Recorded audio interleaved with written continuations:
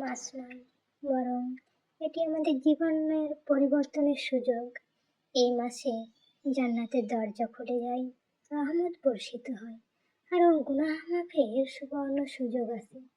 কিন্তু আমরা কি সত্যিই এই রমজান মাসের জন্য প্রস্তুত? আর জানবো রমজানের আগে 5টি গুরুত্বপূর্ণ আমল যা আমাদের এই মাসটিকে সফল করতে সাহায্য করবে। কোরআনের সাথে সম্পর্ক গড়ে তোলা।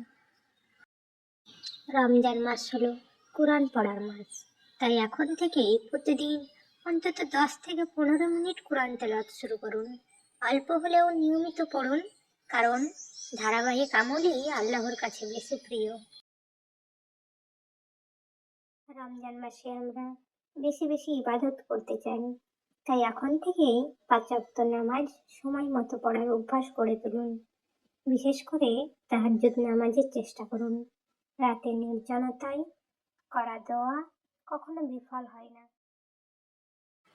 রমজান মাস হলো দানের মাস। এখন থেকেই সামান্য হলেও দান করার অভ্যাস করুন। একটি ছোট সাহায্য কারো জীবনে বড় পরিবর্তন আনতে পারে, আর আল্লাহ সেই দানের প্রতিদান বহুগুণ বাড়িয়ে দেন।